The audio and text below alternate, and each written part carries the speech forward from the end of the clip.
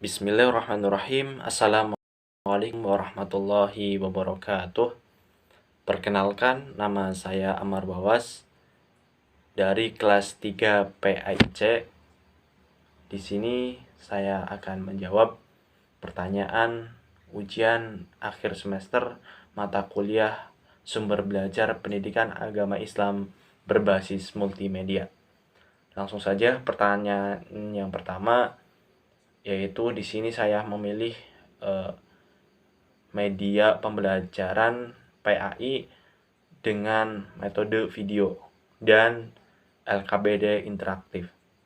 Jadi kenapa teman-teman saya memilih video? Karena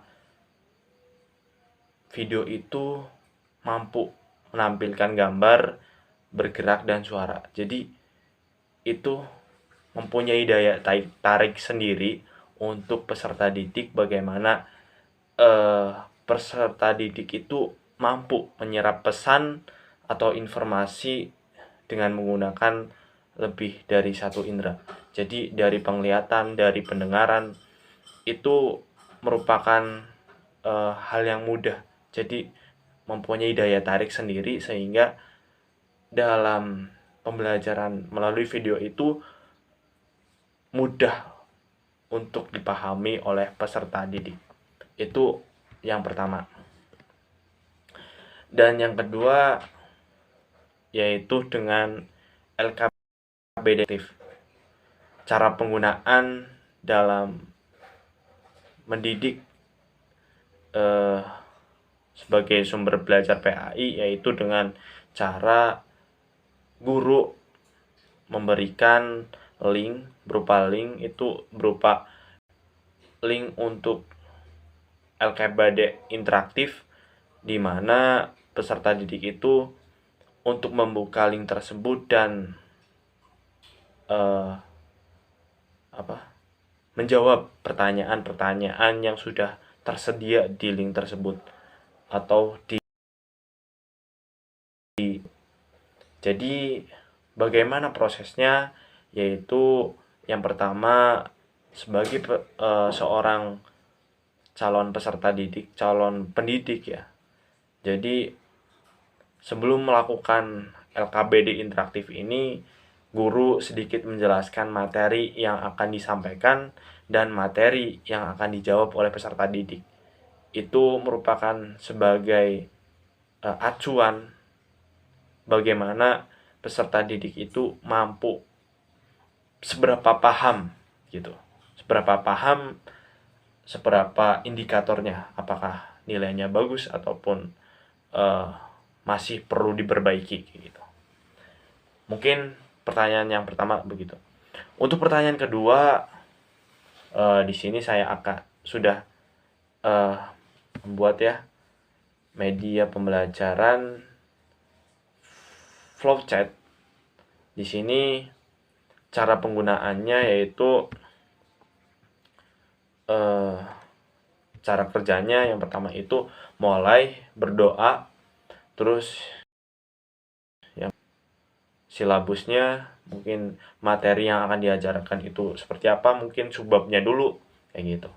Setelah itu kita menjelaskan materi yang dipelajari untuk peserta didik yang akan didapatkan oleh pesertanya itu dibutuhkan di lingkungan masyarakatnya. Yang kedua itu dipelajari oleh peserta didik. Setelah itu ditanyakan kepada peserta didik, apakah peserta didik itu sudah paham atau belum. Jika belum, maka dilakukanlah sebuah praktek. Bukannya kita mengasih materi, tetapi kita juga mempraktekkan supaya peserta didik itu mampu paham dan mampu mengaplikasikannya dalam kehidupan sehari-hari. Setelah hal tersebut sudah dikerjakan,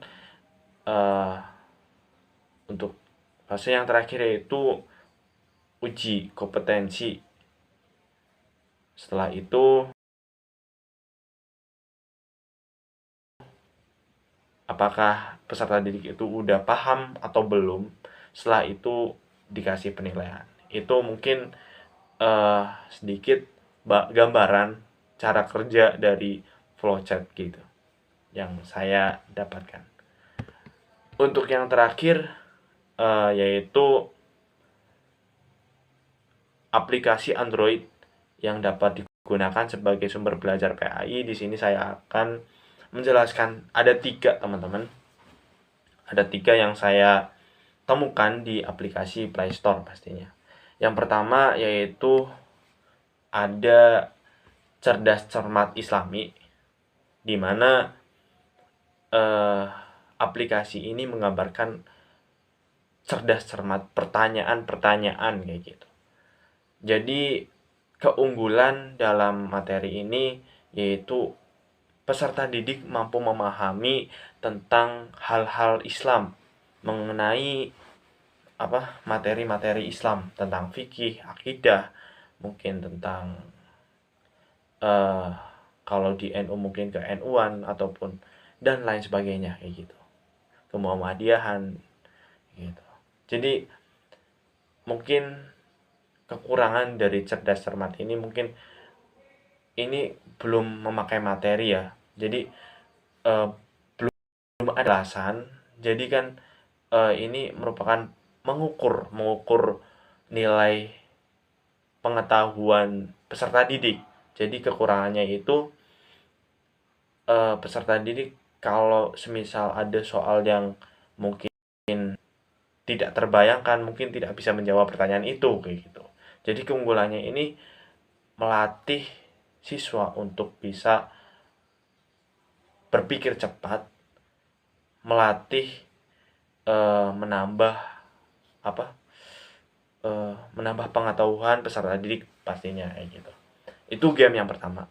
Untuk game yang kedua yaitu game anak edukasi Hijayah, di mana aplikasi ini tentang beberapa huruf hijaiyah yang ada di aplikasi ini. Jadi aplikasi ini merupakan aplikasi yang sangat mengedukasi gitu. Namanya juga game anak edukasi hijaiyah. Jadi mengedukasi anak untuk bisa belajar huruf-huruf hijaiyah kayak gitu. Jadi supaya paham di situ ada huruf alif, nanti ada suaranya kayak gitu. Terusan bagaimana doma kasroh, fathah, hukum-hukumnya gitu. Jadi ini termasuk game yang sangat bagus, game yang mengedukasi bagi anak-anak. Untuk kelemahannya, kekurangannya mungkin dari peserta didik sendiri, bagaimana dia mampu mengedukasi agar pembelajaran itu sangat menarik kayak gitu. Jadi ini pengawasan orang tua supaya anak itu mau belajar dalam game ini kayak gitu, karena anak-anak mungkin jika kelamaan memainan game itu juga kurang baik, tetapi juga menimbulkan rasa bosan peserta didik itu sendiri gitu mungkin.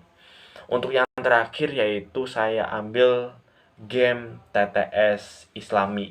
Jadi mungkin teka-teki sulit tetapi yang Islami. Contohnya mungkin bagaimana peserta didik itu menjawab pertanyaan-pertanyaan yang ada di aplikasi ini kayak gitu. Jadi selain berpikir cepat, berpikir secara pintar ya, pengetahuan, di sini juga TTS ini merupakan ngepasin kayak gitu. Jadi semisal contohnya orang kafir itu nanti di akhirat itu ditempatkan di apa gitu, di mana gitu. Nah, di bawahnya itu ada kata-kata acak kayak gitu. Jadi harus mencari bener-bener. Contohnya ada N di situ, ada R, A, K gitu, neraka gitu contohnya kayak gitu. Jadi mengepasin kolom-kolom yang ada. Nah, itulah keunggulannya kayak gitu. Jadi keunggulannya itu bagaimana peserta didik itu mampu berpikir, selain berpikir itu berpikir tentang jawabannya, tetapi berpikir juga cara ngepasin huruf tersebut kayak gitu. Mungkin kekurangannya peserta didik ini ya sekali lagi kalau semisal tidak bisa menjawab itu bakalan ya mungkin rada sedikit mungkin bosan juga, rada sedikit kesel kayak gitu kan. Dalam tidak menjawab bisa menjawab itu kan contohnya yang pertanyaan-pertanyaan sulit ya begitu. Mungkin begitu saja teman-teman semuanya. Terima kasih sudah menonton sampai akhir. Semoga bermanfaat. Mungkin cukup sekian jawaban dari saya. Saya Amar Wawas pamit undur diri.